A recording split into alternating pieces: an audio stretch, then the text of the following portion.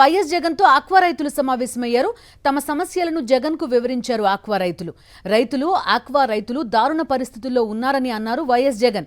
తమ హయాంలో రైతులు సంతోషంగా ఉండాలని మంచి ఆలోచనలు చేశామన్న జగన్ రైతుల మేలు కోసం ఆర్బీకేలు తీసుకొచ్చామని గుర్తు చేశారు. రైతులకు నష్టం రాకుండా సిండికేట్ కు స్థానం లేకుండా చేశామన్నారు. వైఎస్ఆర్సీపీ ప్రభుత్వం చేపట్టిన కార్యక్రమాల వల్లే ఆక్వా రంగం నిలదొక్కుందన్నారు. ఫీడ్, సీడ్ ప్రాసెసింగ్ యూనిట్లన్నీ బాబు సానుభూతి పరులవే అన్న వైఎస్ జగన్ ప్రతి అడుగులోనూ రైతులకు నష్టం చేస్తున్నారని మండిపడ్డారు. పెంచిన ఆక్వా ఫీడ్ ధరలు ఈ నెలాఖరులోగా తగ్గించాలని, లేకుంటే జూలై 1 లేదా 2న రైతుల తరపున పోరాటం చేస్తామన్నారు. తాను కూడా ఆక్వా రైతులకు మద్దతుగా వెళ్తానని ప్రకటించారు వైఎస్ జగన్. పరిస్థితులు రాష్ట్రంలో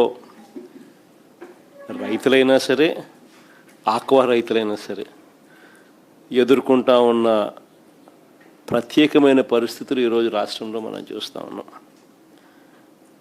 ఇన్ఫ్యాక్ట్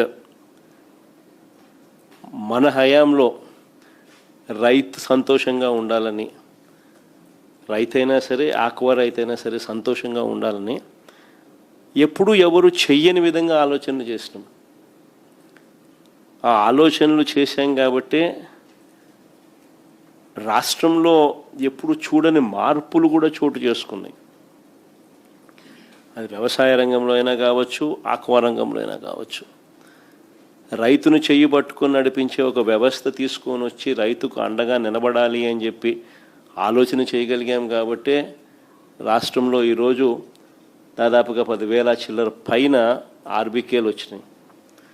అదే మాదిరిగానే ఈ ఆక్వా ప్రాంతంలో సాగు చేసుకుంటా ఉన్న రైతులందరికీ కూడా అక్కడే ఆర్బీకేలు, ఆ ఆర్బీకేల్లోనే ఆక్వా రంగానికి మేలు జరిగించే విధంగా ఫిషరీస్ అసిస్టెంట్లు, వీళ్ళంతా కూడా గ్రామ సచివాలయాలు పక్కనే ఈ ఆర్బీకేల పరిధిలో ఫిషరీస్ అసిస్టెంట్లు.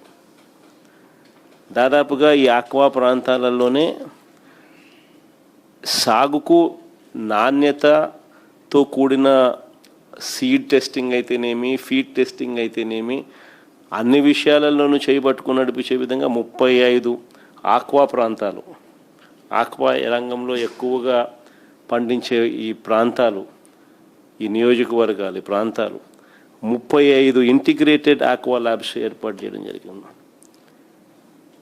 35 ఆక్వా ఇంటిగ్రేటెడ్ ల్యాబ్లు, 782 ఆర్బీకేల్లో ఫిషరీస్ అసిస్టెంట్లు, ఇవన్నీ కూడా ప్రతి అడుగులోనూ చేయి పట్టుకొని నడిపించేటివి.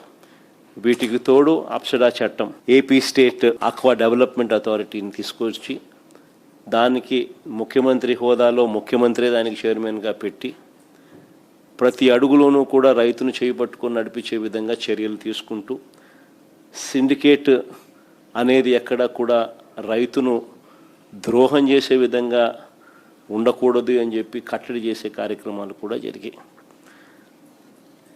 ఇవన్నీ ఒక ఎత్తు. రూపాయిన్నరకే కరెంట్ ఇచ్చి ఆక్వా రంగాన్ని నిలదొక్కునేలా చేయాలి అనే అడుగులు వేసిన కార్యక్రమం కూడా జరిగిందనంటే కూడా ఆ రోజు మన ప్రభుత్వ హయాంలో, వైఎస్ఆర్సీపీ ప్రభుత్వ హయాంలో జరిగిందని చెప్పి కూడా గర్వంగా కూడా చెప్పగలుగుతాం.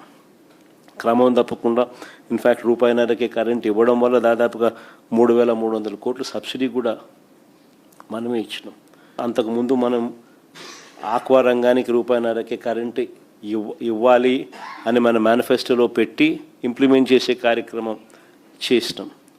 మనం చెప్పినాక చంద్రబాబు నాయుడు ఎన్నికలకు 6 నెలల ముందు ప్రజలను మళ్ళా మభ్యపెట్టేందుకు, మోసం చేసేందుకు అప్పటిదాకా ₹3.85తో ఇచ్చిన కరెంటును ₹2 అని చెప్పి మనం చెప్పిన తర్వాత తీసుకొచ్చే కార్యక్రమం చేసి ఓ జీవో ఇచ్చాడు.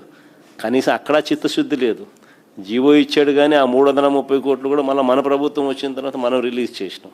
ఈ మాదిరిగా చిత్తశుద్ధి లేకుండా చేసిన కార్యక్రమాలు అటువైపున, చిత్తశుద్ధితో చేసిన కార్యక్రమాల ఫలితం నిజంగా ఆక్వా రంగం నిలదొక్కుంది అని చెప్పడానికి ఎన్నెన్నో ఉదాహరణలు ఉన్నాయి.